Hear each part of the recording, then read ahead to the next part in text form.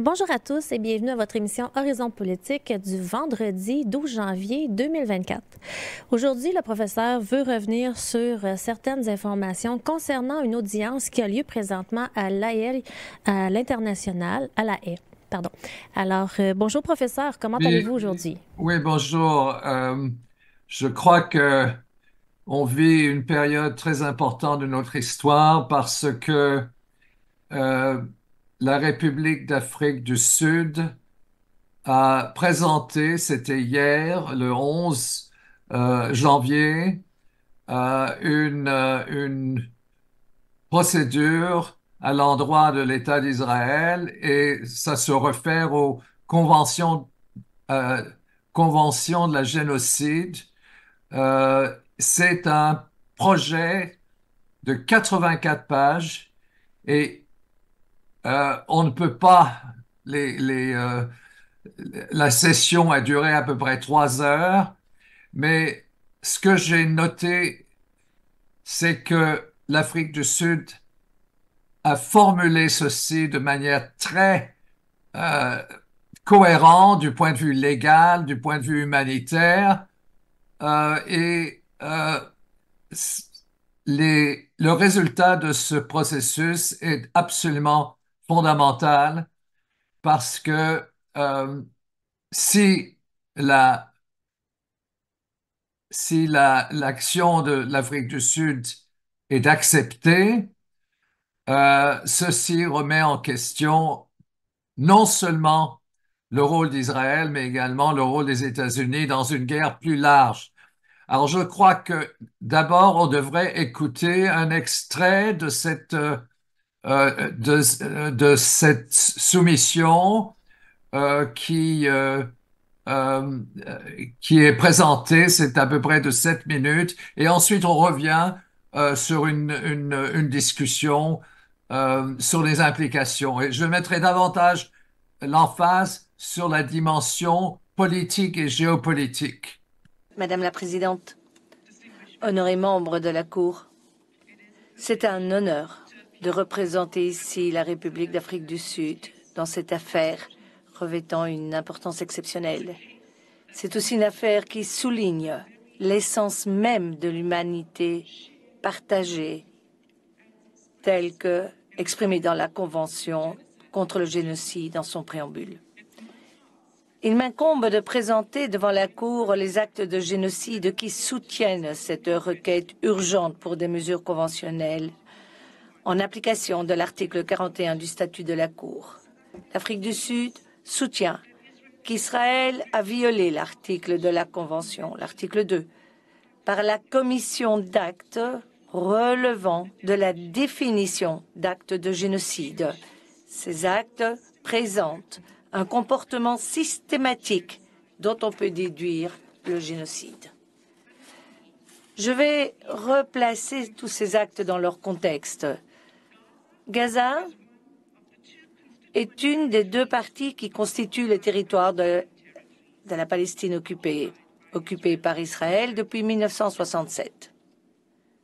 C'est une bande étroite de quelques 365 km², comme on le voit sur la carte qui vous est affichée à l'instant.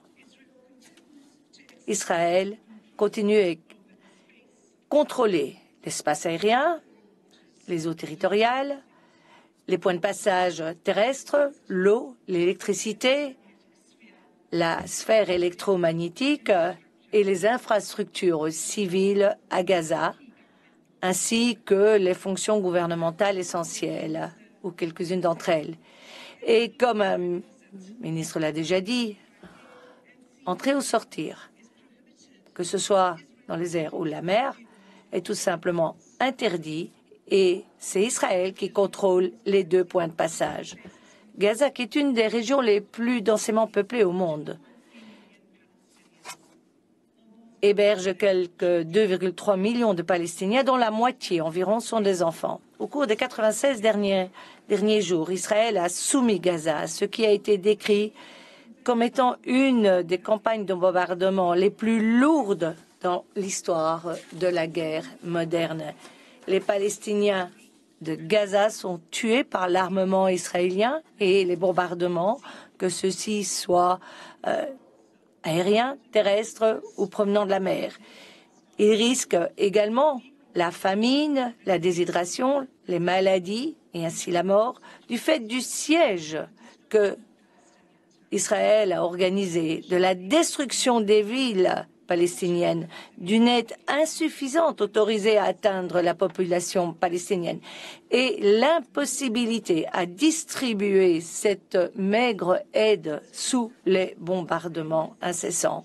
Tout ceci rend impossible d'avoir accès aux éléments essentiels de la vie. Ici, pour les mesures conservatoires que nous demandons, et comme cette Cour l'a précisé dans l'affaire Gamba-Myanmar, il n'est pas nécessaire que la Cour puisse prononcer ou se prononcer définitivement sur la question de savoir si la conduite d'Israël constitue un génocide. Seul le fait que certains des actes allégués pourraient tomber sous les dispositions de la Convention se doit d'être établi. En analysant les actes de génocide actuellement commis, dont plainte est faite, il est évident qu'au moins certains de ceux-ci, sinon leur totalité, relèvent des dispositions de la Convention. Ceux-ci sont repris par le détail dans la requête de l'Afrique du Sud et confirmés par des sources fiables, souvent des sources onusiennes. Il m'est à la fois pas nécessaire ni impossible d'en dresser une liste exhaustive.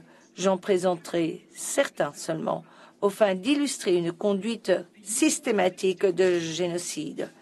Les statistiques des Nations Unies sur lesquelles je me fonde ont été mises à jour en date du 9 janvier 2024. Dans ses arguments oraux, l'Afrique du Sud veillera à illustrer les faits en ayant un recours limité au matériel audiovisuel.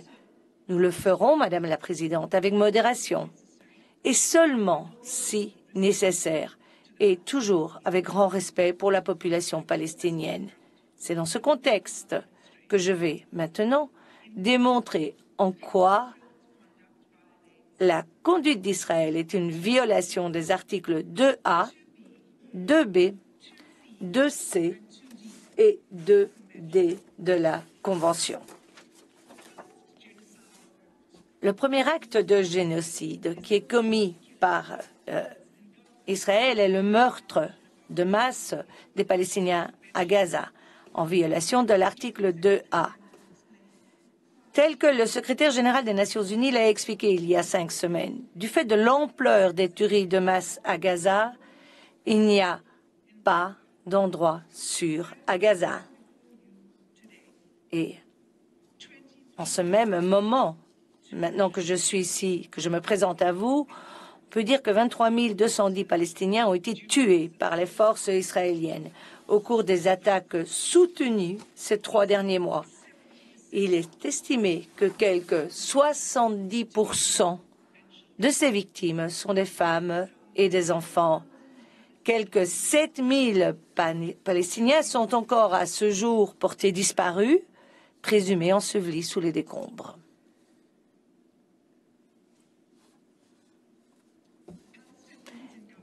Les Palestiniens de Gaza sont soumis à des bombardements incessants, où qu'ils aillent. Ils sont tués chez eux, à la maison, là où ils cherchent à se mettre à l'abri, dans les hôpitaux, dans les écoles, dans les mosquées, les églises. Et alors qu'ils vont chercher de la nourriture ou de l'eau pour leur famille. Ils ont été tués quand ils cherchaient à évacuer ou quand ils n'avaient pas évacué ou là où ils avaient pris la fuite. Même lorsqu'ils prenaient la route selon les itinéraires déclarés par Israël comme étant sécurisés. Et l'intensité de ces massacres est telle que les corps qui sont retrouvés sont enterrés dans des fosses communes sans être identifiés. Et lors des 3 premières semaines après le 7 octobre, Israël a déployé 6000 bombes par semaine. Israël a déployé au moins à 200 reprises des bombes de 2000 livres sur la région du sud de la Palestine, désignée comme zone de sécurité. Ces bombes ont aussi décimé le nord, même les camps de réfugiés. Alors, professeur, qu'est-ce que nous avons pu voir dans cet extrait? Écoutez, je crois que ce qui est important dans l'extrait, c'est que d'abord, la dimension légale est impliquée, mais également, elle est basée sur les conséquences, c'est-à-dire plus de 23 000 morts, dont la majorité sont des femmes et des enfants, la destruction de l'économie civile. euh, donc, c'est des atrocités qui sont commises et qui ne peuvent pas être... L'évidence est là. Et c'est, en fin de compte, la présentation nous dit nous dit effectivement, Israël est en train de commettre des crimes contre l'humanité.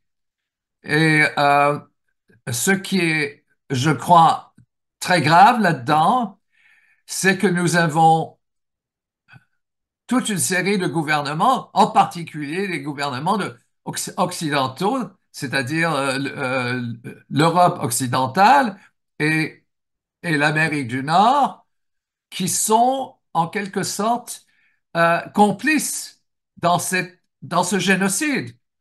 Et ça, je dois également souligner que le génocide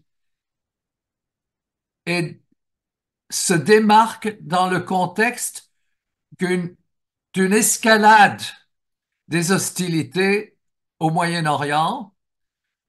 J'y reviendrai plus tard, mais j'aimerais peut-être expliquer un peu comment quelle est la démarche sous-jacente, à savoir, là, euh, on a la Cour de justice internationale de justice qui comporte euh, 15 juges. OK? Une autre procédure à la Cour pénale internationale qui est basée sur un procureur, etc., etc. J'y reviendrai pas. Mais là, on a 15 juges de différents pays. Ces juges, en principe, doivent être indépendants, mais je vais vous dire, ils ne le sont pas. Et on, on a une présentation indépendante et honnête et bien documentée par l'équipe légale de l'Afrique du Sud.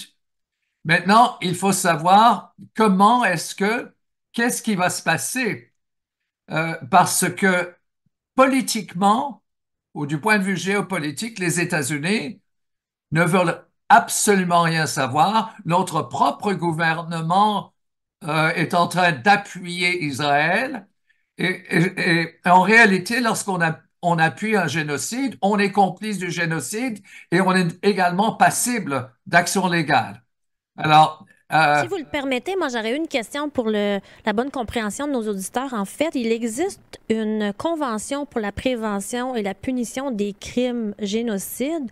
Et comment eux définissent à l'international, dans ces instances, le terme génocide? De quoi on parle quand on parle qu'il y a un génocide? bon, écoutez, ça, c'est défini dans les documents légaux. Et là, je crois que si on regarde ce qui se passe sur le terrain, on est en train de tuer des civils, des enfants. On est en train de détruire tous les quartiers résidentiels, les églises, les mosquées, etc. Et on est en train de bloquer l'entrée d'aliments. On coupe l'électricité, on coupe tous les services, on bombarde les hôpitaux. C'est ça le génocide, en termes très réels. C'est ça le génocide. Maintenant, on peut consulter les documents légaux et on aura une définition qui correspond à ça. Ce que Israël est en train de présenter, ils vont dire, ah, en fin de compte, c'est eux qui nous ont attaqués en premier. On parle des événements du 7 octobre.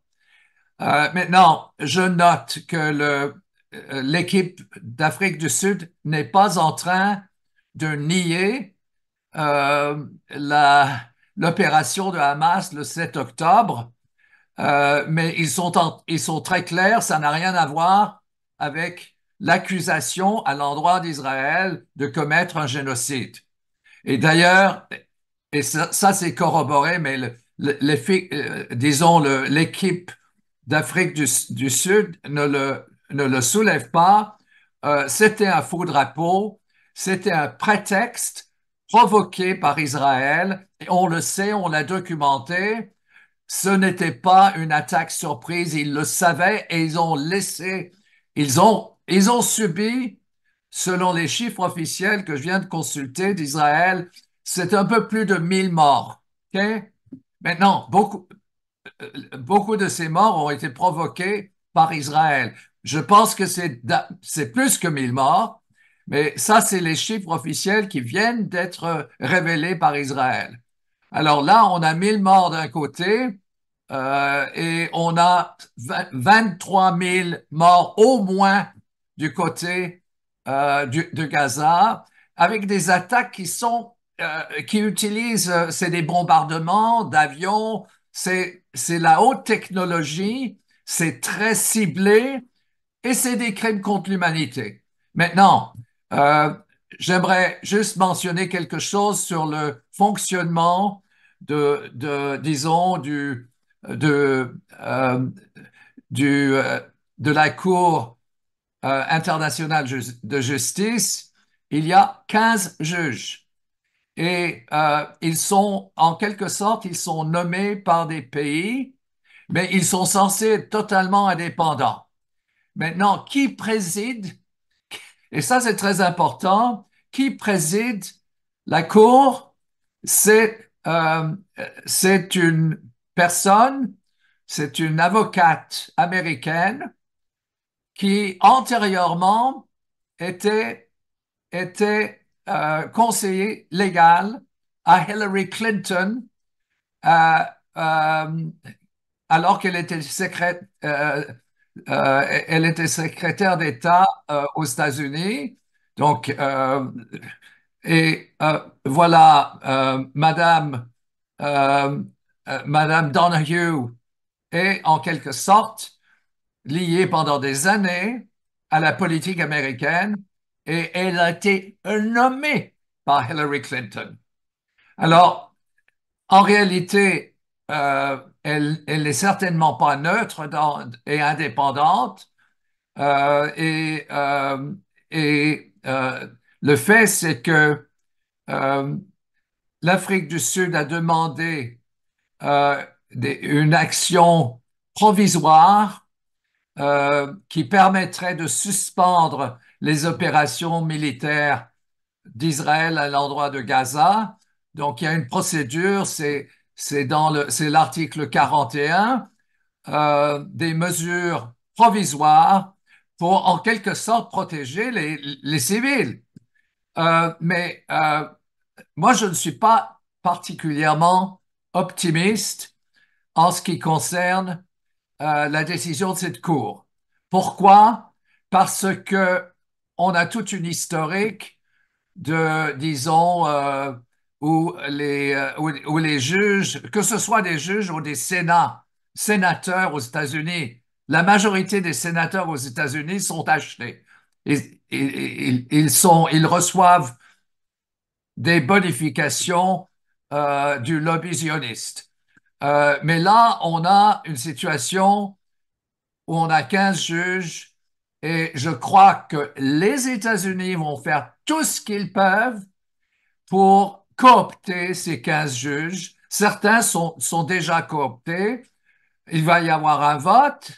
Le vote éventuellement va être remis à plus tard mais on insiste sur des mesures provisoires parce que il y a un enjeu maintenant.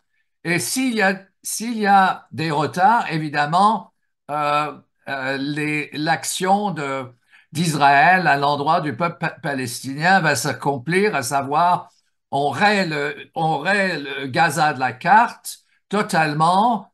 Et la question qui se pose, est-ce que cette procédure juridique va contribuer à sauver des vies?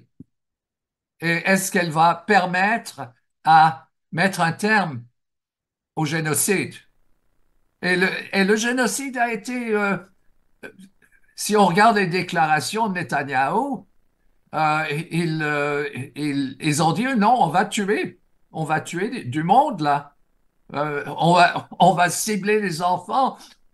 Vous pouvez lire les discours. Maintenant, juste récemment, en date du 11, Israël se présente avec un genre d'effort humanitaire et ils disent, ah, nous, on se bat contre Hamas, on se bat pas contre le peuple palestinien. Bon, je vais vous dire, ça, c'est un mensonge parce qu'en réalité, il y a une faction d'Hamas qui était soutenue par Israël et c'est qui le dit, c'est Netanyahou. Il a dit, on donne de l'argent à Hamas parce qu'on veut diviser la société, disons, on veut diviser l'État palestinien entre l'autorité palestinienne d'un côté et Hamas de l'autre. Et certes, il y a des éléments au sein de Hamas qui sont terroristes, mais qui sont en quelque sorte cooptés par Israël et par les États-Unis. Et c'est un peu ça le contexte. Et je pense que je ne crois pas que cette procédure juridique est très importante comme mécanisme de solidarité à l'endroit du peuple palestinien. Et à l'échelle planétaire, on voit des manifestations. euh, il y a plusieurs gouvernements qui se sont joints, qui sont solidaires avec l'Afrique du Sud. Mais il y a également un blocage qui se fait principalement par les États-Unis, mais également par ses alliés, l'OTAN. Et, euh, et là, la question de savoir comment est-ce qu'on agit d'abord en ce qui concerne la Palestine, mais comment est-ce qu'on agit pour, euh, pour éviter une escalade de cette guerre? Parce que j'ai mentionné les faux drapeaux. Les faux drapeaux sont partout. Il y a des faux drapeaux dans la mer Rouge. Les Houthis sont également infiltrés. Et ce que les États-Unis veulent avoir maintenant, en quelque sorte, c'est un prétexte pour une escalade de cette guerre et ils veulent aussi que l'Iran, qu'il y ait un prétexte ou un faux drapeau qui permette éventuellement de cibler l'Iran. Alors ça, c'est une autre dimension, mais c'est très important euh, parce que la classe politique occidentale, incluant le Canada, les États-Unis, l'Union, pas totalement l'Union européenne, mais là, on est en train de dire non, c'est la Palestine qui est attaquée, euh, qui a attaqué Israël, c'est eux les responsables. Pensez-y, c'est la quatrième ou cinquième puissance militaire mondiale, je parle d'Israël, contre le Hamas qui a des moyens très restreints de guerre, etc., etc. Donc, il y a un mensonge là derrière, mais la question de savoir si les 15 juges vont adopter vont reconnaître ce qui est évident pour tout le monde, c'est-à-dire une opération absolument criminelle à l'endroit du peuple palestinien. Une idée peut-être du nombre de semaines qu'il faut attendre pour avoir un verdict final de la part du tribunal? Je ne suis pas clair sur le nombre de semaines. Je crois que la prochaine étape, ça va être des réunions des juges et éventuellement la formulation d'une motion. Euh, de toute façon, ils se parlent. Mais il faut dire que tous ces juges sont l'objet de pression. On le connaît, on sait que la classe politique est complètement corrompue. Eh bien, ces juges-là, on va leur proposer certaines récompenses, on va éventuellement les menacer, etc., etc. Mais ça, c'est quelque chose que les États-Unis font depuis longtemps. Mais je ne pense pas qu'il y aura une condamnation formelle qu'Israël est en train de commettre un génocide. Je ne crois pas. Pourquoi? Parce que si ça devait arriver, ça affecte également le projet d'une escalade euh, des, euh, des opérations militaires au Moyen-Orient. Et là, la Palestine, disons, le génocide contre la Palestine est une composante d'une guerre qui on le voit, parce que le Liban est attaqué, la Syrie est attaquée, il y a également des, il y a également la militarisation de la mer Rouge.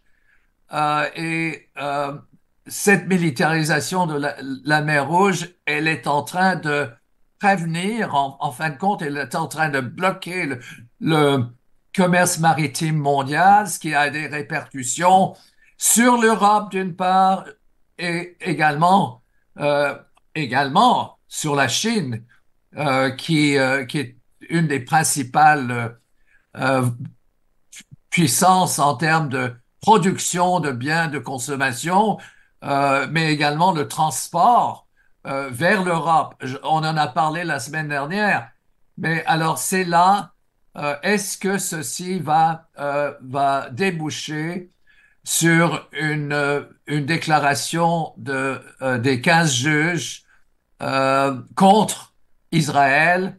Je pense que ça n'arrivera pas. Il y aura peut-être il y aura peut-être euh, une, euh, quelque chose de relatif à un cessez-le-feu provisoire, etc. Mais je ne pense pas que cette démarche de l'Afrique du Sud va mener à soutenir la, l'accusation de génocide en, en ce qui concerne les normes, les articles de la Convention de génocide de 1948. Alors, c'est ça. Maintenant, moi, j'ai réfléchi à qu'est-ce qu'on doit faire? Qu'est-ce qu'un mouvement de solidarité? Non seulement avec la Palestine, mais avec le Moyen-Orient dans son ensemble. OK? Parce que en réalité, la menace est à l'endroit de tout un peuple. Euh, et c'est une région très peuplée, c'est plus d'1 milliard d'habitants.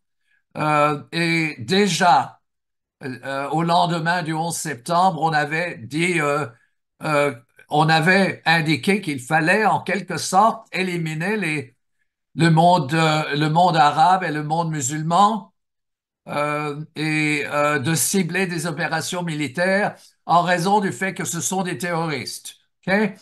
Je reviendrai pas, mais ça, c'est dans c'est, en fait, c'est dans les déclarations qui ont été faites au lendemain du 11 septembre. On peut penser que ce n'est plus pertinent, ça l'est, parce que toute la doctrine de guerre des États-Unis, maintenant, est fondée sur le contre-terrorisme.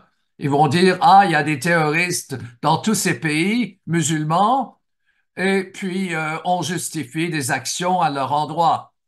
Et maintenant, ce que j'avais mentionné, c'est que c'est que on s'en va également vers un élargissement de cette guerre. Et s'il y a une confrontation avec l'Iran, ben là, on entre effectivement dans un scénario de Troisième Guerre mondiale.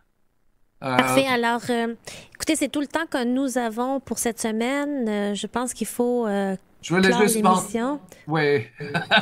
Je voulais juste mentionner un autre élément, et c'est très important, c'est le principe 4 de Nuremberg, parce que en autant qu'il n'y a pas de cessez-le-feu euh, ordonné par les gouvernements ou par les forces militaires qui sont responsables de crimes contre l'humanité, il y a une clause dans la charte de Nuremberg qui s'appelle principe numéro 4.